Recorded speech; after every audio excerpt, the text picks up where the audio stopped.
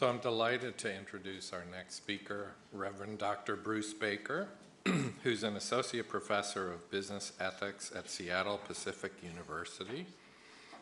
He teaches ethics, leadership, and theological foundations of business practice and economics, and as he just said to me more informally, his program, this is what they do. Their entire program does this. So we're really delighted to have him.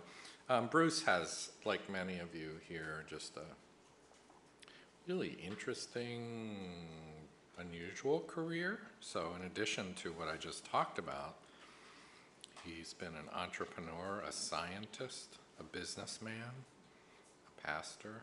He holds some patents, had high-ranking positions at Hewlett-Packard and Microsoft. So this is a man who really embodies the intersection of business and religion. So, Bruce.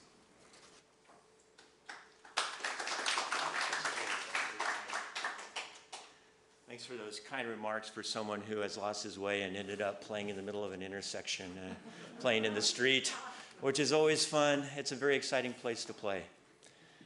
And I'm fascinated by the paradox that Dr. Kaufman has invited us to address. David and all the rest of our colleagues invited us to address. This paradox of what has happened in a place where society has been founded on seemingly religious understandings, and business has become a pillar of society, and business schools are teaching more and more ethics, and yet we see what happens the pictures don't seem to add up. Why is that? How do we address that paradox? How can it be that so many scandals have soured the taste of financial success, while business schools have taught more and more ethics in the past couple of decades? In fact, and since the 1970s, it's become a mainstay for business schools. I graduated from business school in '81, and I was one of the first classes to have a class in ethics as a part of the curriculum. Well, as we try to answer this question, I have a story to tell. And I want to do that story with 3 quotes to get us started. 3 quotes and a quiz. 3 quotes and a quiz, and then I'm going to have a scary story for Halloween Day. And that you're going to have to be on the lookout for that and tell me which part was the scariest part. That's the final quiz. All right, so here's the first quote. And your assignment is to identify this. This is probably not going to be too tough for most of you. First quote. When the music stops, oh, you already know. In terms of liquidity, things will be complicated. But as long as the music is playing, you've got to get up and dance. We're still dancing. And you know who this was. This is a famous quote. Yes. Chuck Prince, CEO of Citi. And the year? 2007. Correct, 2007. October of 2007. October is a great month. Here's the next, Chuck Prince. Here's the next quote for you.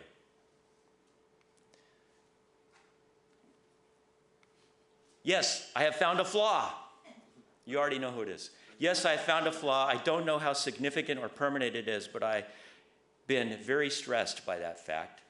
Yes, I found a flaw. That is precisely the reason I was shocked, because I'd been going for 40 years or more with very considerable evidence that it was working exceptionally well. Those of us who have looked to the self-interest, that is the self-interest of private companies to promote capitalist system, myself especially, are in a state of shocked disbelief. Yes, you're correct, Alan Greenspan. And the year? It was October again, that's a hint. Yeah, October 2008. All right, the third one. Might be a little bit tougher for you to place, but let's try the third one. This is a generation that has an inheritance of absolutely nothing as far as meaningful moral values. Any guesses?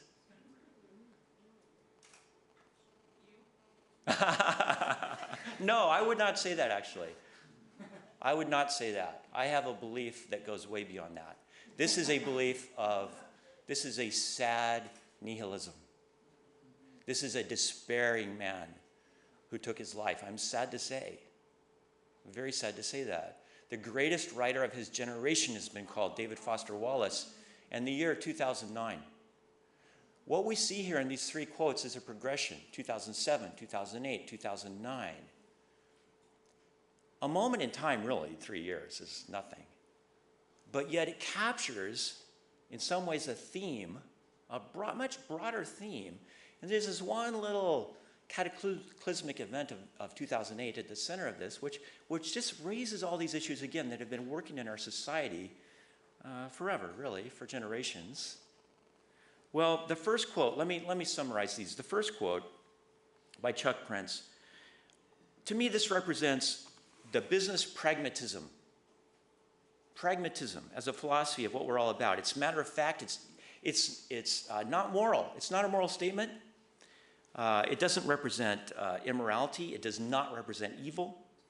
It's mere pragmatism. It says that as long we have to play by the rules, and that my job as a manager of a boardroom on Wall Street, my job is to maximize shareholder return and not incidentally to enrich ourselves in the process. The second quote, Alan Greenspan, now we start to get at something that's a little bit closer to an ethic, because this is a rationale. This is a belief statement. You heard him say it. He's in disbelief. It's a belief statement. It represents the rationale for that same pragmatism. There's a morality tale lurking in there somewhere, and I intend to get at the root of that morality tale. The third quote provides another clue to this morality tale. David Foster Wallace laments the disconnection between the spiritual reality and relevance of everything, our life, our business, our everything, and the ethics that we apply in this pragmatist philosophy of business. You put these three pieces of the puzzle together, and what you have is a morality gap. Three pieces of the gap: the pragmatism, the rationale, and the disconnection brought on by severing our moral universe from its foundations in religious tradition. The recent meltdown in the financial markets, commencing in 2008, is Exhibit A in giving evidence to this morality gap. The lack of common ground for moral deliberation in such matters leads to it. What happens is that moral questions are either tacit or ignored. The infamous remark of Chuck Prince, the CEO of Citi, seems to typify the lack of moral discourse regarding the operation of the financial markets. As he said, as long as the music's playing, you got to keep dancing. There's nothing sinister, nothing blatantly immoral in this offhand remark, yet it reveals a subtle disconnect between moral discernment and business behavior. Prince's remark begs the question: if business is a dance, who's calling the tune? The late David Foster Wallace, deemed the greatest writer of his generation, laments this disconnection from moral meaning. He feels the despair and the loss of religious faith and the sense of grief over having lost touch with that assured sense of significance and meaning that the previous generation seemed to acquire more easily. His sad nihilism exemplifies the sense of decline which results from the loss of any overarching moral imperative. The problem, in a nutshell, is that we have lost the ability to locate moral authority in religious narratives. Now, having said that, I want to be careful not to get overly simplistic here and to say that the problem is, well, you just bring back old-time religion. While Wallace was correct in his assessment of the rising despair of nihilism and the effect that has on morality, there's too much contravening evidence against nihilism for it to suffice as an explanation for the morality gap. And that's particularly true in the case of the United States, as David Cecilia just reminded us, where people continue to profess faith in God and where faithful religious people continue to outnumber atheists by a huge multiple. And especially when you compare this to Europe, we look peculiarly religious, just almost hard to understand sometimes. Thus, the morality gap cannot be explained merely as a simple case of religious values having been lost. Americans still hold the distinction of being the most religious of the Western economic powers. Furthermore, there's this crescendo of business ethics that's been brought up in our business school system. And any quick analysis of those business schools will quickly show you how much the values being taught of honesty and fair dealing and the golden rule overlap and are built into the ethical teachings. So notwithstanding the trends of secularization, the principles themselves remain functionally alive and foundational for these ethics programs and very common to the secular teaching of business ethics. How then are these trends to be reconciled with the unfortunate appearance of a morality gap? Well, to see how and why the morality gap emerges, I suggest that we focus on the loss of religious narratives, which provide a meaningful framework for a worldview incorporating transcendent values. The clues to this gap can be, they're not to be found in analyzing the ethics instruction or the congressional review panels or the syllabi of ethics classes. I think the fundamental issue at stake here is whether we have an overarching narrative which can sustain the moral legitimacy of free market capitalism. What is needed to overcome the morality gap is a narrative which is capable of absorbing, assimilating, and transcending the inexorably complicated trade-offs inherent in the market system. Without a narrative rooted in religious sense-making, the ubiquitous pressure of profit-seeking eclipses transcendent moral values. I lift up Zuccotti Park as just a parable, a real-life parable, Zuccotti Park. A few years ago, the cries of the protesters there and the echoes that were heard around the world in other world cities during the Occupy Wall Street movement at the end of 2011 revealed the passion of these complaints about a morality gap in the financial industry. Now, the irony is that there was hardly even a whisper heard from the protesters for any return to biblical faith or any other religious tradition. The overarching tone of the protest was far removed, sanitized even, from any hint at a call for a renewal of faith or religious values. The distinctly secular tone of the protests gives a clue to the disconnected ideas now inhabiting the popular moral imagination. What emerged from Zuccotti Park was a chaotic chorus of voices, occasionally incoherent, I would say even cacophonous, expressing a deep-seated frustration at the rising trend of inequality in our society. Beyond a simple cry of, "It's not fair," from the self-described 99%, the protests lacked the clarity of any distinct moral imperative which might help elucidate the ethical norms for business and finance. The discordant tone of the protests indicates a failure of our contemporary culture to arrive at an acceptable, commonly held statement of morality. I refer to Jonathan Sacks, chief rabbi of United Kingdom, who put it like this: societies where self-interest trumps the common good eventually disintegrate. He goes on to elaborate. When everything that matters can be bought and sold, when commitments can be broken because they are no longer to our advantage, then the market is destroying the very virtues on which, in the long run, it depends. That is the danger that advanced economies now face. At such times, the voice of our great religious traditions needs to be heard, warning us of the gods that devour their own children, and of the ruins of the once great buildings that stand today as relics of civilizations that once seemed invincible. In short,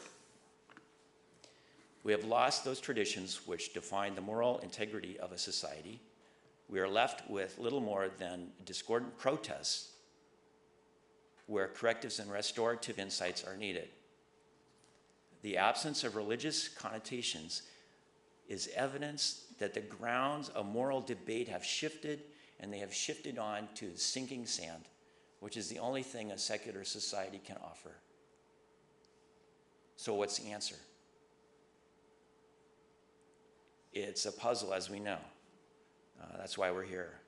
And we know that our business schools are trying to do a better and better job of teaching ethics. They're teaching more than ever before, teaching the principles, and the principles neatly align with biblical values like honesty and fairness, even sustainability and social responsibility.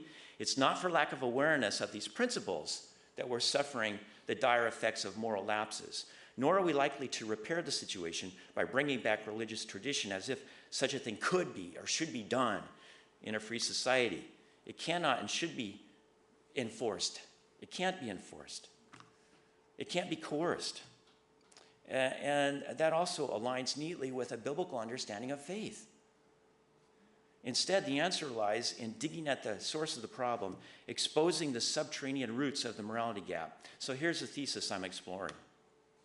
At root, the morality gap in business and financial behavior is associated with this disconnection of ethics from a religious narrative capable of expressing issues of moral truth in the context of spiritual reality.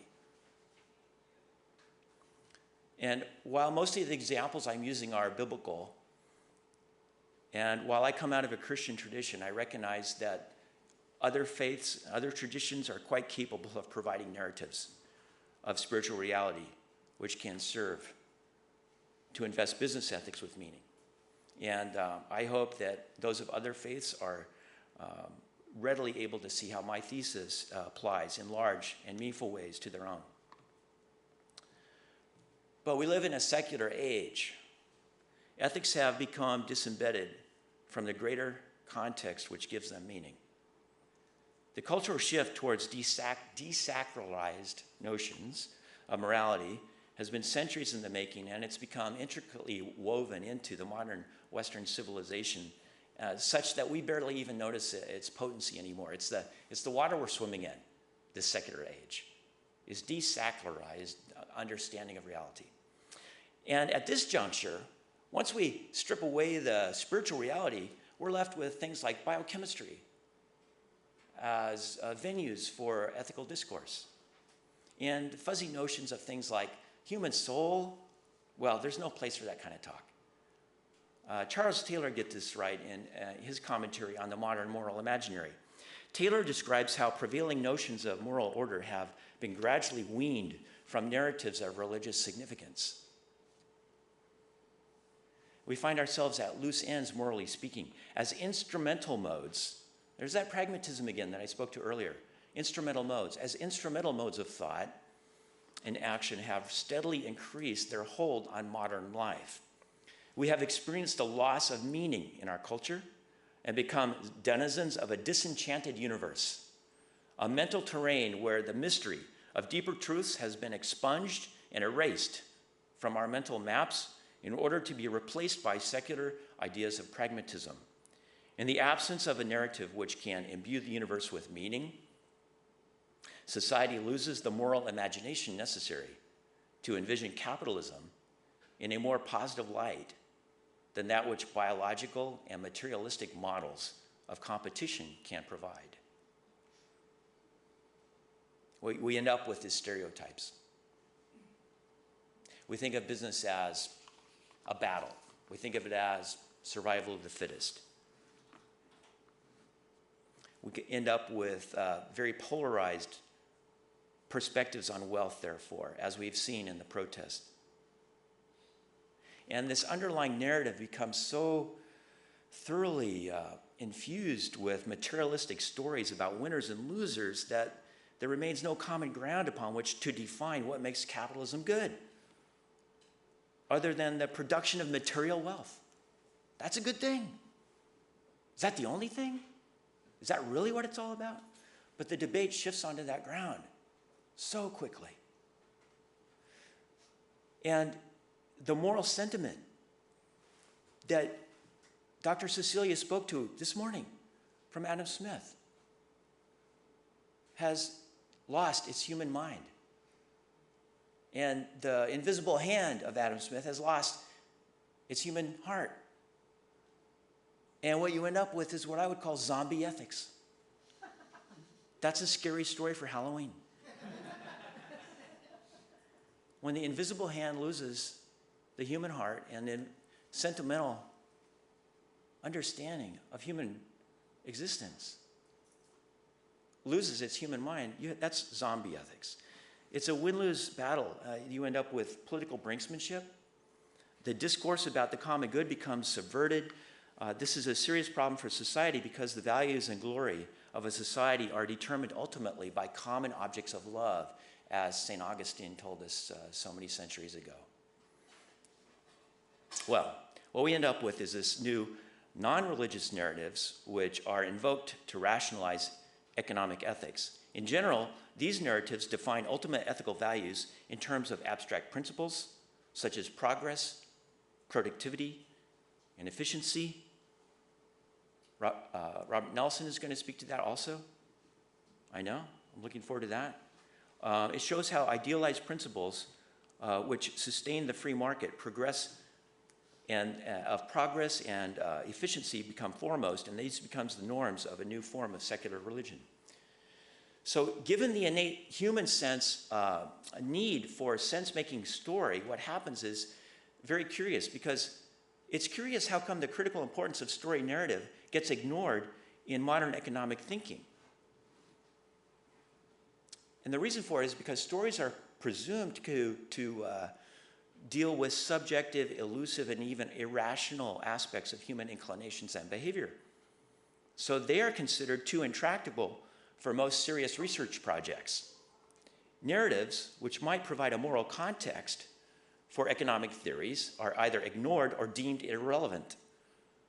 The conventional wisdom is that the drama of human stories being unquantifiable and or uncertain are unhelpful distractions. The pressure to conform has swayed economists, therefore, to avoid narrative. And I want to turn to the economist who just won the Nobel Prize, Robert Shiller, to speak to that. He notices what goes awry there also. Because the evisceration of the human element of storytelling from economics is a fairly modern, recent phenomenon. In the ancient world, it would have been inconceivable to attempt to explain the functional values of a society or the pursuit of common good apart from a narrative description of virtues or the will of God, or the gods, if you go back. And all of economics is therefore, in the end, an economics of good and evil. So here's Robert Shiller, who just won the prize. He says, the human mind is built to think in terms of narratives, of sequences of events with an internal logic and dynamic that appear as a unified whole. In turn, much of human motivation comes from living through a story of our lives, a story that we tell to ourselves that creates a framework for a motivation. Now, what happens is the mind share that has been occupied by a narrative doesn't sit empty in vacuum. It's going to be filled quickly. What is it going to be filled by? If that room's cleared out of religious narrative or a spiritual understanding, what's going to fill it? I want to turn to that next and talk about the rise of managerial capitalism and business schools.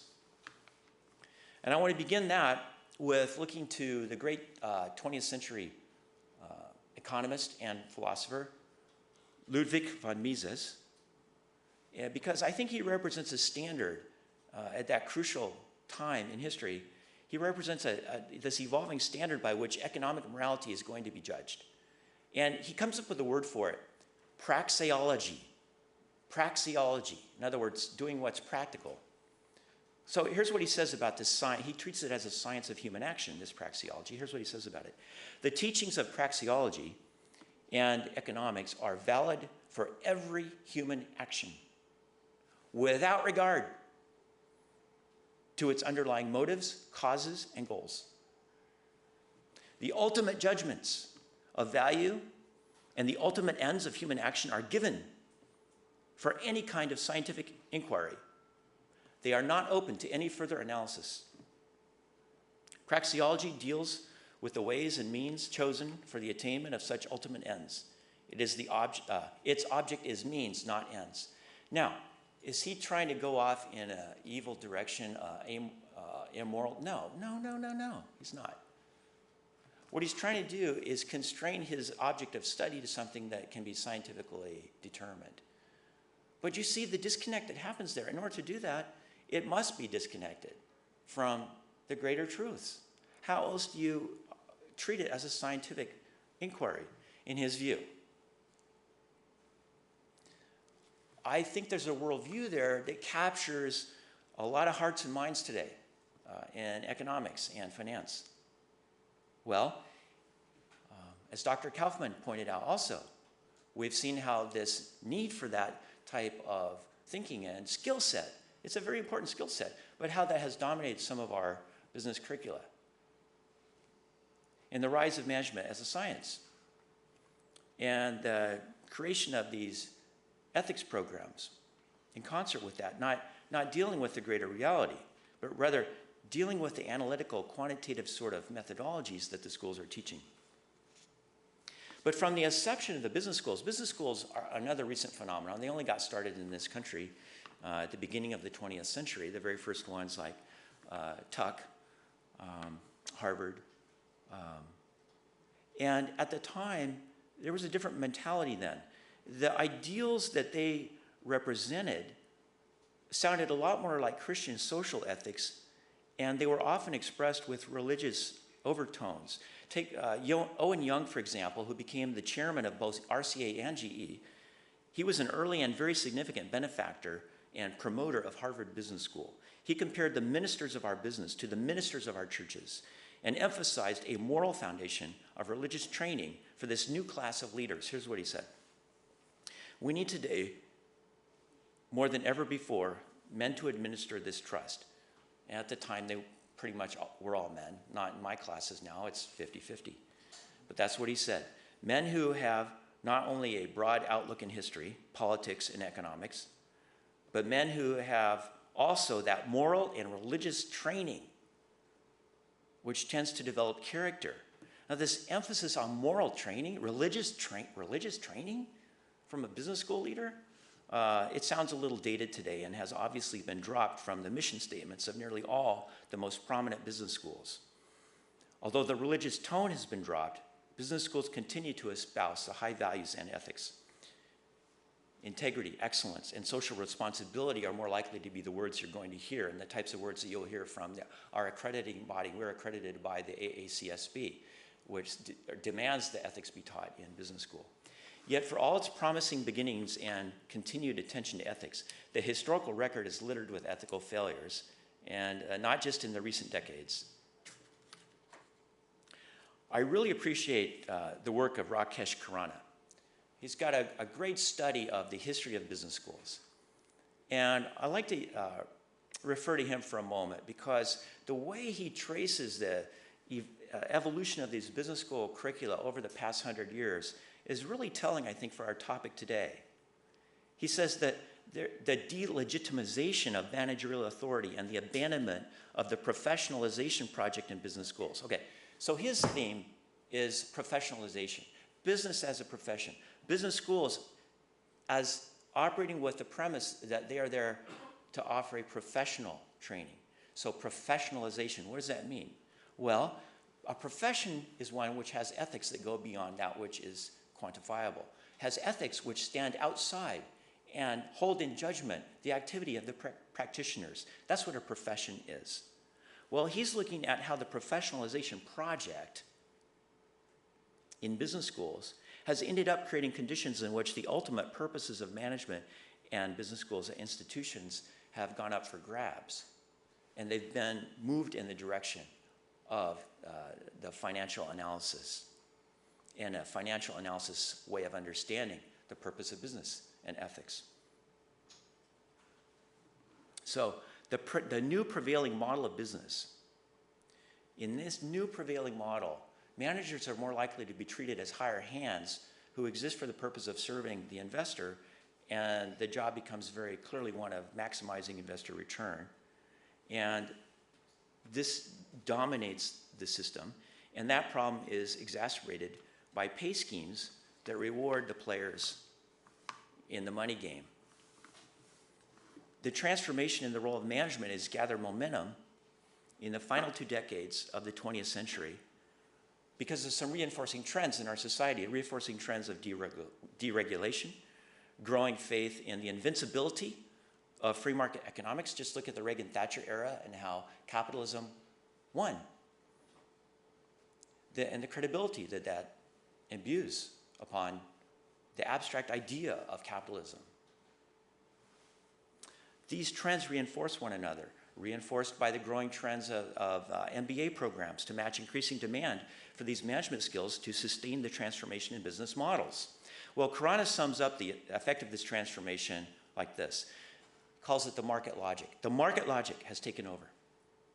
Market logic has taken over business schools, and American business itself has prevented us from even seeing that there might be an alternative to either markets on the one hand or regulation on the other hand as a way of preserving our integrity in our capitalistic system. Furthermore, lacking either the religious framework invoked by the founders of modern universities and the university-based business school, or shared agreement about basic societal values, we have no meaningful language for civic discourse about the ultimate purpose of our secular institutions. What we end up with is a shape of a new moral narrative, which I give you now. So what is this new market logic? What does that look like in terms of a narrative? Well, I come to 3 conclusions on that regarding the outline of this narrative. It can be sketched out in 3 themes. The first theme speaks of human nature.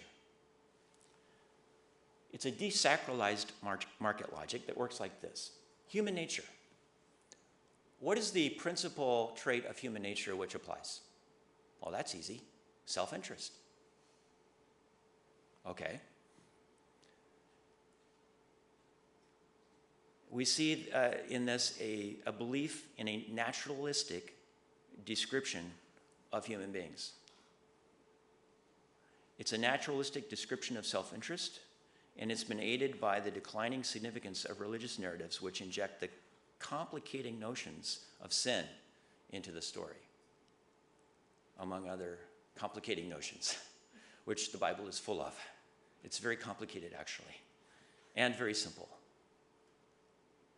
That one word might have sufficed for my entire paper, sin, right? That answers the question, doesn't it? But we don't stop there, do we? No, because we're also called to do something about it. That's why we're in the room. Well, I go on to the next point. The second point is that the new narrative will explain business metaphorically as a game. A game is something you can study. A game is something you can computerize. A game is something you can run the numbers on. That works. It's pragmatic. So that's what we do. Hayek describes the free market economy as a game of skill and chance governed by abstract rules. Within the context of these rules, the self-interest of each player dictates that he may make the highest worthwhile contribution to the common pool from which each will win an uncertain share, unquote. A worthwhile contribution is, for Hayek, whatever will help others to serve their own particularistic self-interest. Well, that game works when individuals are able to communicate their personal preferences through price mechanisms of exchange, and economists invoke quantitative methods of game theory to explain and analyze the function of markets. Game theory also explains why business persons have a rational incentive to protect the efficiency of the market in setting prices which will keep the game alive and not overcharge to the point where the game breaks and not create bubbles where it breaks. That's not logical either. We know that. But we also know that those aren't the only things contributing to the bubbles. It's not all that type of logic. I move now to the third overarching theme of this new market logic. This is what I would call the invisible hand theorem. It goes way beyond anything Adam Smith taught, I'll tell you that. He only mentioned it a couple of times, even the phrase invisible hand a couple of times in the thick books. And there was no invisible hand theorem at work there. What I call the invisible hand theorem is a belief system. It's a belief that there exists within nature a spontaneous natural order which, without the benefit of any divine guidance or supervening intelligence, conspires to organize the disparate actions of individuals so as to bring about mutual gain within an economic society. One more time. Invisible hand theory. It's a belief in a spontaneous natural order without any divine guidance that conspires to produce the common good. You take those three pieces together and you have kind of an outline of the new meta-narrative that operates in our system.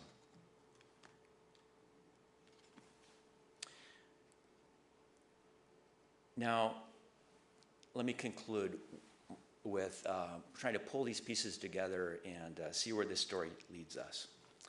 So the dominant narratives that were present at the dawn of capitalism were religious narratives. They're based in the Hebraic scriptures of the Jewish and Christian faith. The biblical narrative placed the ultimate moral judgment outside the realm of culture, outside the realm of political economy. It invested it in the overarching kingdom of God. Business was spawned in that belief.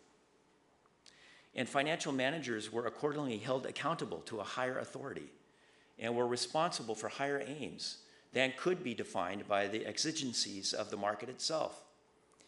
This religious narrative has been superseded in the prevailing concepts of our capitalistic market-driven society by a new narrative which corresponds to what I've called here the new market logic. This new narrative is framed by a skeletal structure of those three principles. The new narrative sustains and legitimates the morality of a market system. We have a need for that as human beings to sustain and legitimate the morality of what we're doing. And this new narrative provides a rationale for doing that. It's an inherently practical story. It's aligned with the praxeology of modern economies. And it keeps with the naturalistic explanations that do not subscribe to any supernatural, transcendent source of morality. I would quote Skidelsky there when he says that what the rich and powerful once sought in divine providence, they now find in the market mechanism. Assurance that their good is the public good and that all is for the best in this best of all possible worlds. Unquote. The major difference between the old narrative rooted in religious realism and the new narrative rooted in praxeology is that the former held the behavior of markets and market makers accountable for transcendent truth, and the latter admits of no truth beyond the exigencies of its own natural and practical function. Once the moral legitimacy of the market was cut loose from its moorings in religious tradition and the moral values of a narrative which provided a realistic account of human sinfulness, it was only natural that the pecuniary pressures of the market would drive the direction we have just seen in the case of self-justification. Because, indeed, what other rationale could there be once you strip away that spiritual understanding of reality? And so, shorn of transcendent truth claims, there's no other place to look for moral legitimacy. Capitalism has an intrinsic incapacity to generate. This is Peter Berger, by the way, in the conclusion to his nice book on 50 Principles of Capitalism. His concluding statement is this: capitalism has an intrinsic incapacity to generate legitimations, and it is particularly deprived of mythic potency. Consequently, it depends upon the legitimating effects of its sheer facticity or upon association with other legitimating symbols. So it's not hard to see how the precepts of the new market logic filled that need. And that's contributed to the sort of ethics that we've experienced in our lifetimes, and certainly that we see played out in the collapse of 2008, among all the other collapses throughout time. It's the heroic feats of capitalism end up becoming twisted in this kind of myth. And it's a myth of overweening power when the assumption of moral legitimacy is no longer subject to the scrutiny of a greater authority. The market thus floats aloof in the moral imaginary. It's cut loose from divine, otherworldly conceptions of good and evil. When the power of capitalism is left to its own devices and declared the untouchable winner, and the distribution of profits is presumed to legitimate the forces of nature that have achieved victory over other contenders for economic winning in society, then the maximization of profit on the basis of efficiency becomes the moral power par excellence. The market is idolized and untouched by the inequality and struggles of the people left behind. Well, let me just conclude with this statement. This disconnection and this new market logic, which has filled the need for a narrative, has explained, I believe, why neither the story of the 1% nor the story of the 99% is correct. Because both of those stories are based on false morality tales. The one is based upon the tale of natural right, and the other is based upon a tale of unfair distribution. They're both false morality tales. Each of these stories is suboptimized in favor of the storyteller's point of view. To rise above these false theories, we need a better, truer, more robust story, a story that inspires hope and courage in humankind to pursue the ultimate good for the common good, as well as the realism to see where and how this pursuit becomes impaired by the allure of monetary gain. Thank you. I'll stop there, and we have time for some discussion, I'm sure.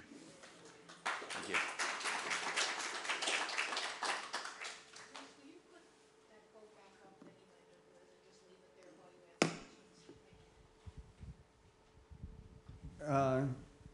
There was a sort of a suggestion in that secular lacks the sacred.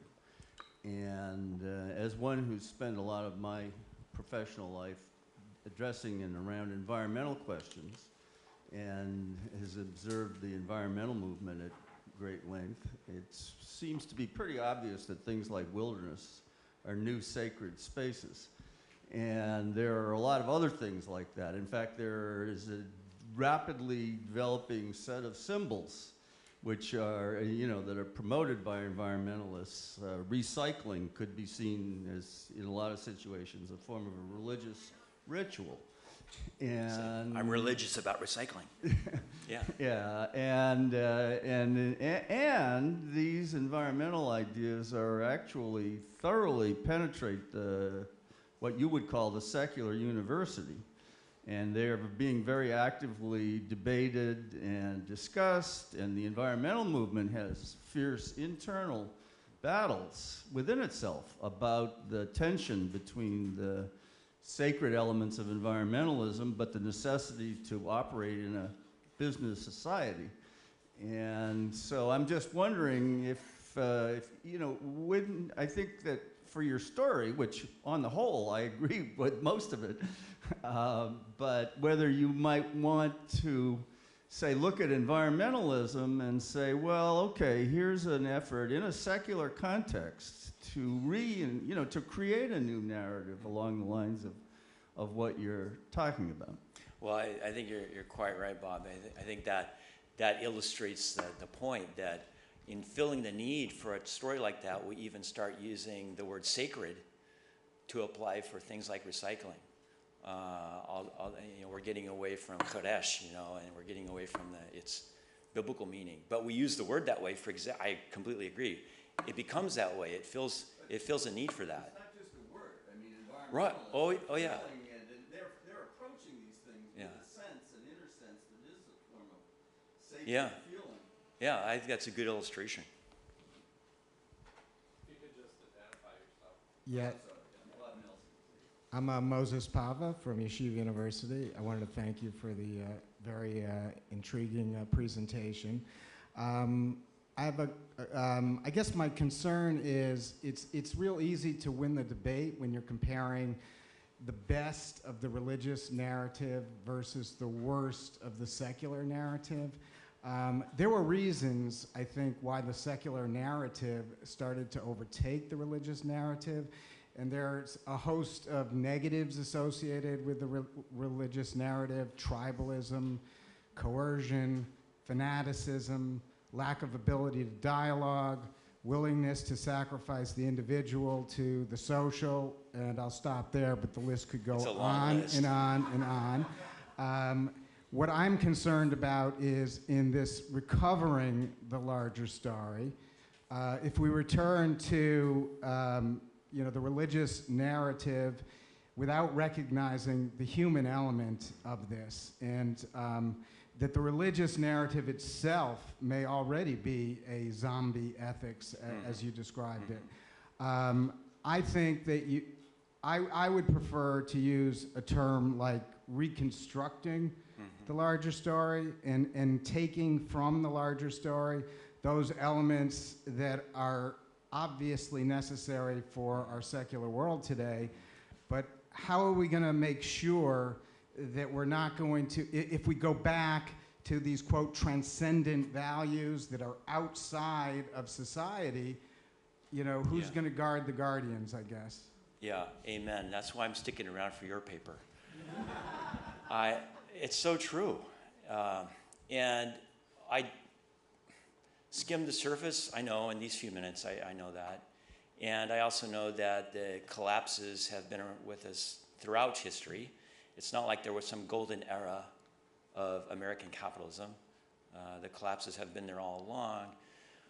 I guess the theme, if I had a few minutes here this morning, I was just trying to maybe lift up the realization that one way we can help is by pointing out when that narrative becomes one of those sub-optimized narratives that you alluded to.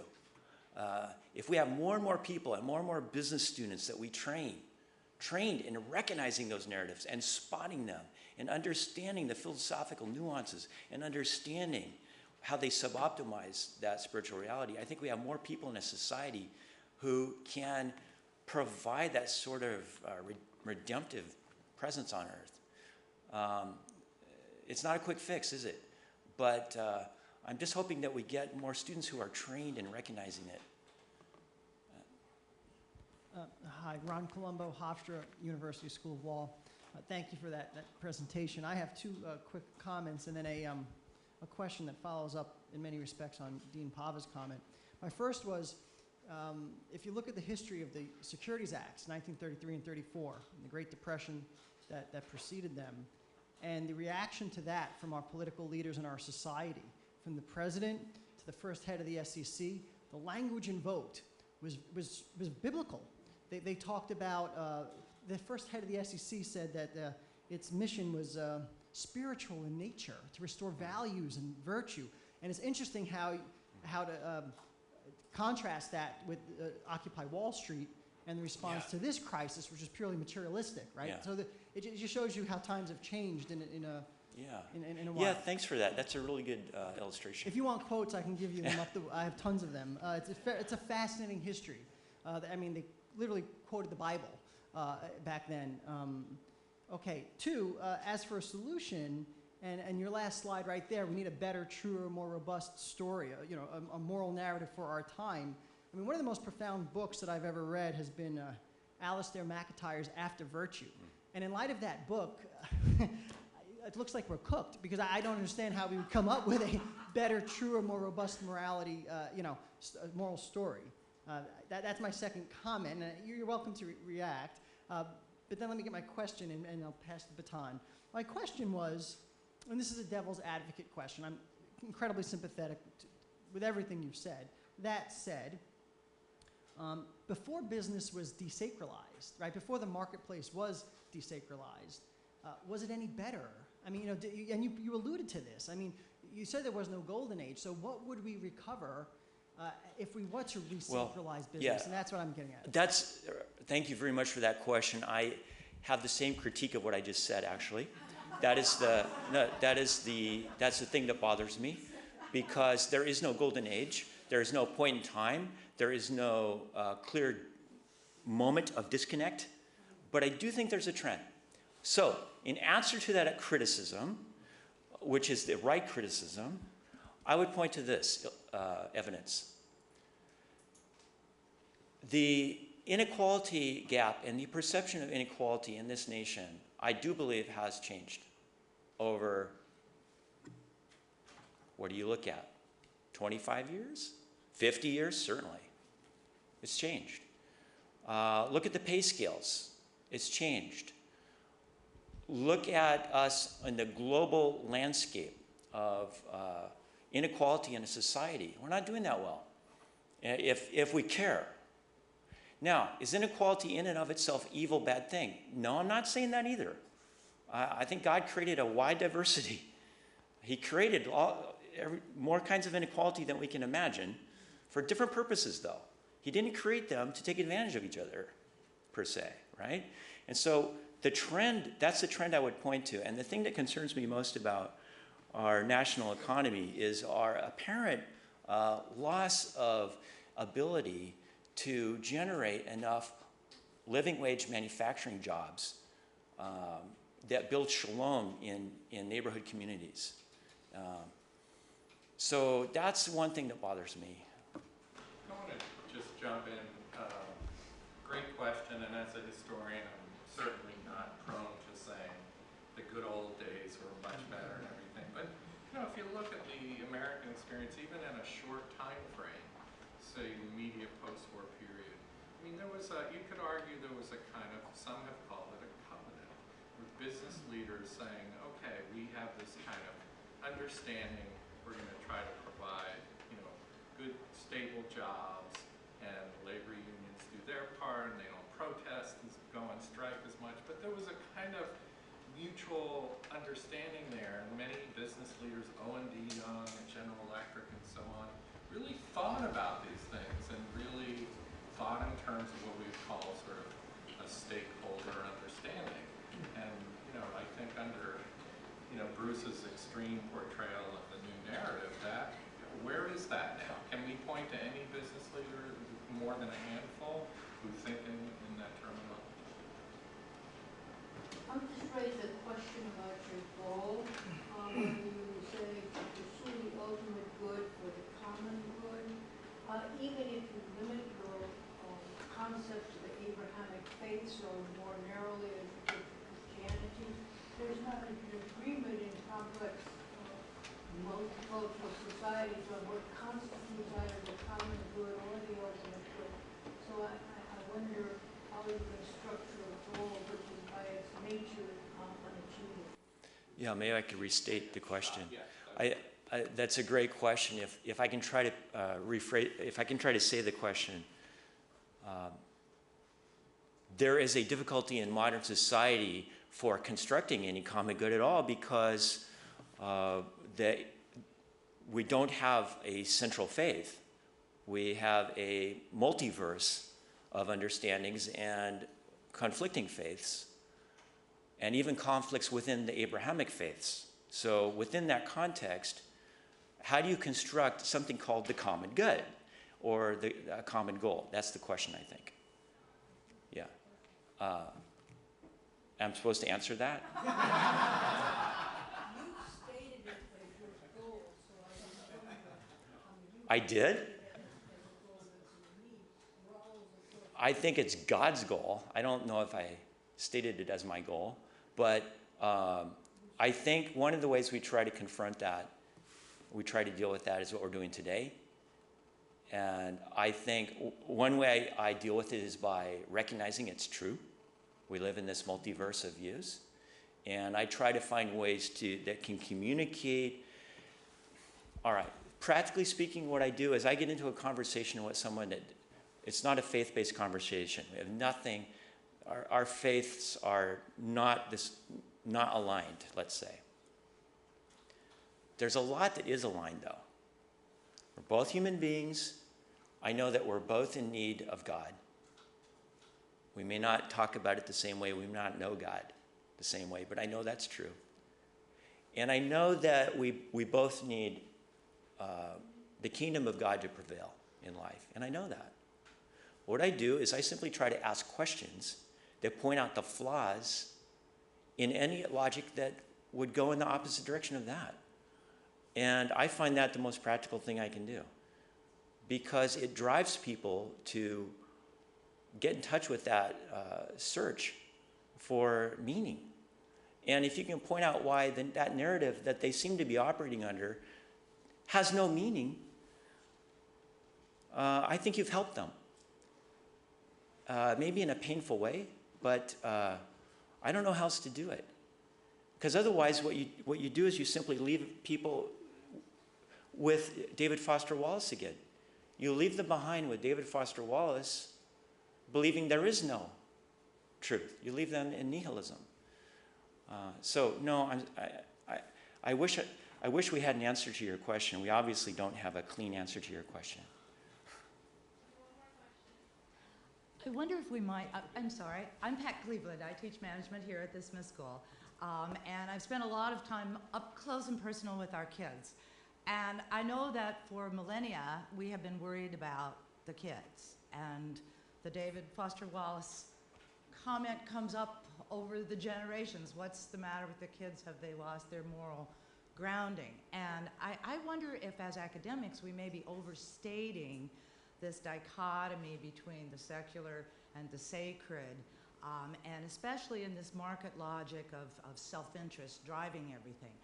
I have asked my kids, why don't you talk about religion? Why don't you talk about politics? I'm a social scientist. Social scientists argue about this stuff all the time. They go out and drink beers and argue all this stuff, and business majors don't do that. And I say, why don't you kids do that? And they say, because religion and politics are so divisive. I love the comment just made about how diverse we are as a society. And so we're in business. We have to succeed. We have to get along with each other on teams of different kind of people. So we don't want to talk about those divisive things like religion and like business. And yet, and I also very much, I'm sorry for the preamble here, but I so much appreciate Steve's comment earlier to distinguish between religion per se and religious institutions, which have a lot of bad history that they have to get over, and we teach them that, and the kids know this. And so these institutions are not some beacon for us to follow happily these days. And so I think perhaps what is helpful to me is the concept not just of pure self-interest, but the notion of enlightened self-interest, which I haven't heard come up, that doesn't necessarily have to have religious narrative or religious roots, and we're teaching diversity in that way. Religious institutions have not been very cool about integration and diversity issues and equality and all those kinds of things that we're not talking about here today. And so perhaps we could take that page on the business case for diversity. What would be the business case then for morality and ethics? Not a moralistic preaching kind of thing, which the students absolutely will not bear. If you start talking to them about religion, they just, no, no, no. But if there's a good reason for you to think about your fellow man and begin bringing back those tenets without quite so much baggage, maybe we'll be more effective. And so that's my comment. All right, thank you for that.